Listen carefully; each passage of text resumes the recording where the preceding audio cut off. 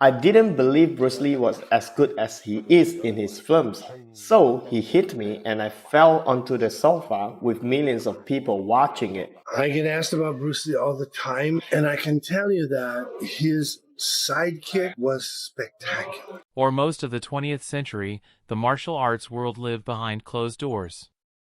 It was practiced in back rooms, taught in whispered lineages, and rarely shown to outsiders.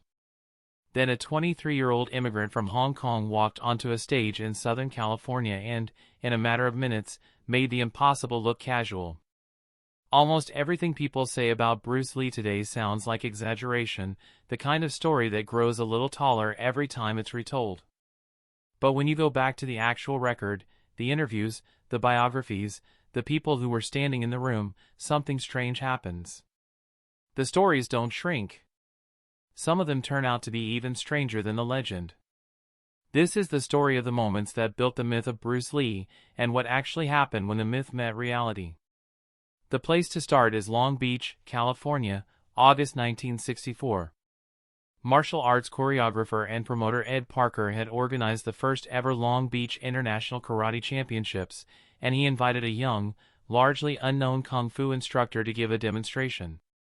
Bruce Lee had never competed in a tournament in his life and had little interest in the point sparring style that dominated American karate at the time. Instead, he decided to show the crowd something they had never seen.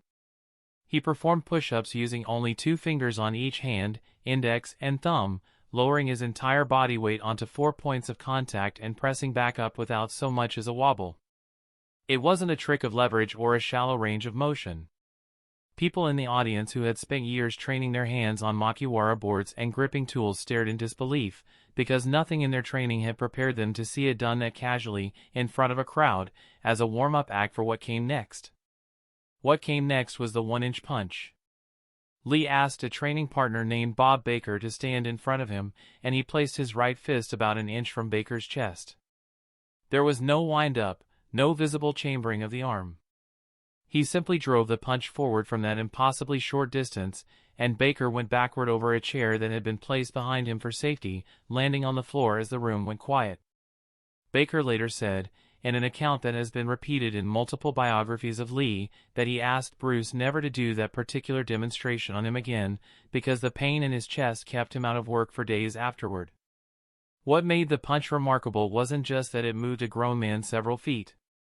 It was that Lee generated that kind of force without any of the running start that boxing or karate typically relies on. Martial artists who tried to copy it in the years since have generally found that raw strength isn't the missing ingredient. The punch depends on sequencing, on the legs, hips, and shoulder firing in a tight chain within a fraction of a second, which is far harder to replicate than it looks. Decades later, biomechanics researchers and martial artists have studied footage of the technique, and while there's ongoing debate about exact force figures, the consensus among people who have actually tried to learn it is the same: it looks simple and it is not. That same year, a very different kind of story was unfolding, one with far less certainty attached to it. Bruce Lee had opened a school in Oakland and had become known, and to some in the local Chinese martial arts community, notorious for teaching kung fu openly to non-Chinese students.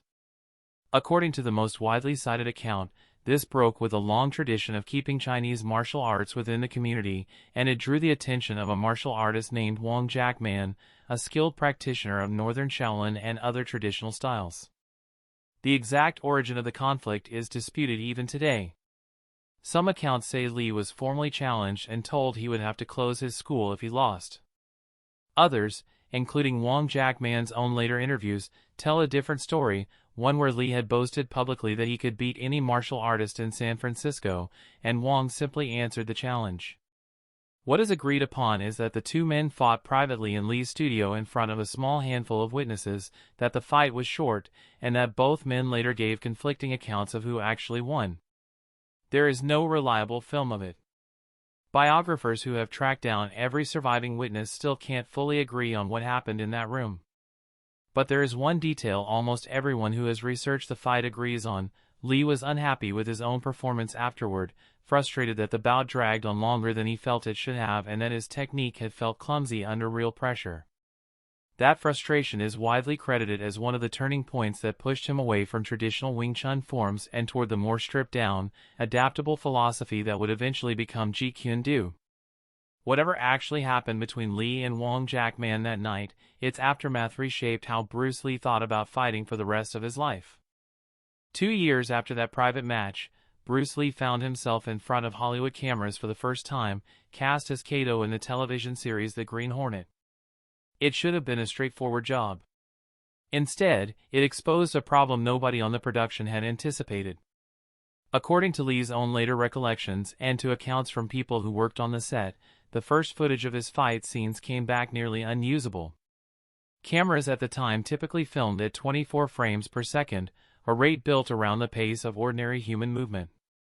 Lee's kicks and punches were fast enough that individual frames simply failed to register the motion cleanly, turning his strikes into a blur rather than a series of readable movements. Bruce Lee himself described the problem years later, recalling that even when he consciously tried to slow himself down for the camera, all it captured was a smear of motion. The solution the crew landed on was to shoot his fight scenes at a higher frame rate and play them back in slow motion, essentially inventing a workaround so that television audiences could actually see what he was doing. His son, Brandon Lee, later confirmed the story directly in an interview, explaining that the cameras of the era simply weren't sophisticated enough to keep up, and that without the adjustment, his father's movement would have looked like a special effect rather than a real person fighting. It's one of the rare Bruce Lee stories that comes with corroboration from multiple, independent sources on the production side, which is part of why it has held up so well against decades of retelling.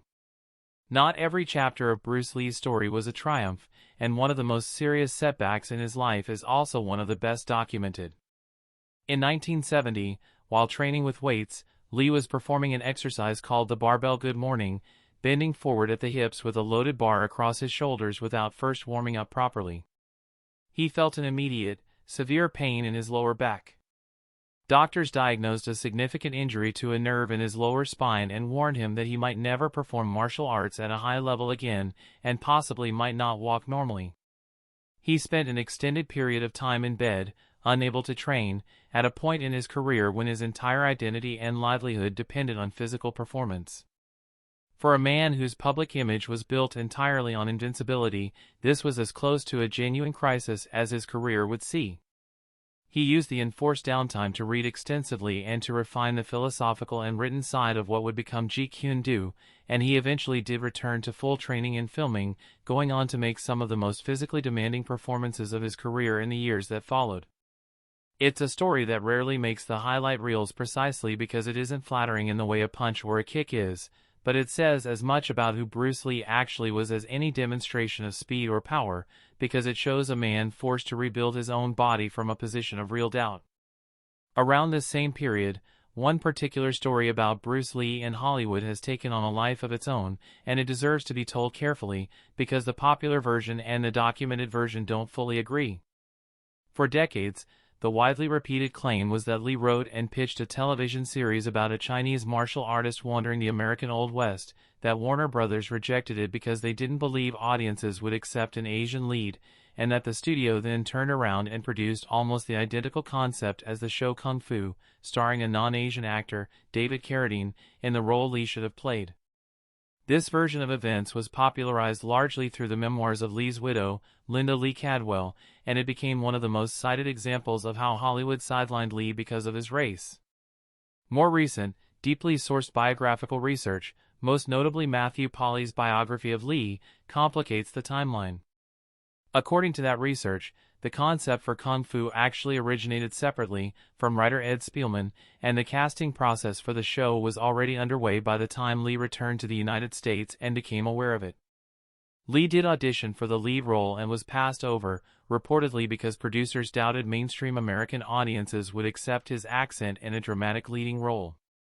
It was only after losing that role that Lee was offered a separate development deal and wrote his own treatment, originally titled Awesome and later renamed The Warrior, which shared clear similarities with Kung Fu but was, according to the documented timeline, written afterward rather than stolen beforehand.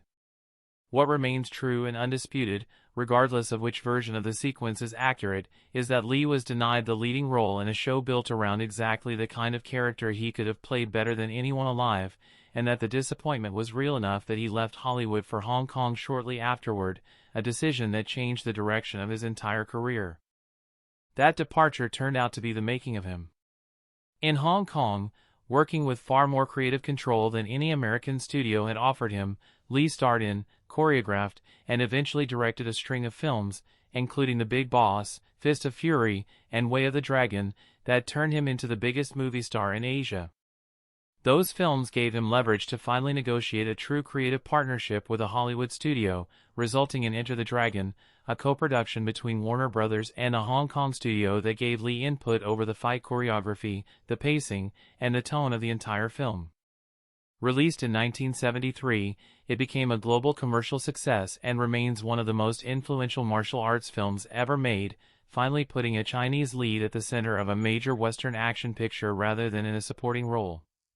Lee did not live to see its full impact.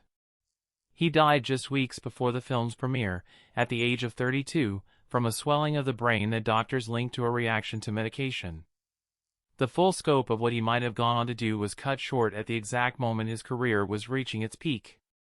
Even the philosophy Lee developed in the aftermath of that back injury and the Wong Jack Man fight ended up outliving him in ways he probably couldn't have predicted. Jeet Kune Do was built on the idea that a fighter shouldn't be locked into one rigid style, that techniques should be tested, kept if they worked, and discarded if they didn't, regardless of what tradition said. At the time, this was a controversial position in a martial arts world built around loyalty to a single school and a single lineage. Decades later, when mixed martial arts emerged as a sport built on exactly that premise, testing techniques from different disciplines against each other and keeping whatever proved effective, commentators and fighters within that world began pointing back to Lee as an early, if informal, architect of the idea. He never lived to see a cage fight or an organized MMA promotion, and it would be inaccurate to credit him with inventing the sport. But the underlying philosophy, that effectiveness should outrank tradition, is one of the more genuinely traceable threads connecting Lee's private notebooks and interviews to the way modern combat sports are actually trained today. It's a rare case where the legend and the historical record point in roughly the same direction, even if the popular version tends to overstate how direct the line really is. What makes Bruce Lee's story endure isn't that every rumor about him turns out to be true. Some of the wilder claims that circulate online, secret training rooms, precise force measurements, quotes attributed to people who were never actually asked, don't hold up well under scrutiny, and treating them as fact does a disservice to a life that was remarkable enough without embellishment. What holds up is the documented record, a man who turned 2 fingers and 1 inch of striking distance into demonstrations that stunned trained fighters, who moved fast enough to break the assumptions built into film technology itself, who nearly lost the ability to walk and rebuilt himself anyway, and who kept pushing forward through an industry that wasn't ready for him until, eventually, it had no choice but to be. That version of Bruce Lee doesn't need any exaggeration. It's already the kind of story that sounds too good to be true, right up until you check the sources and find out it actually happened.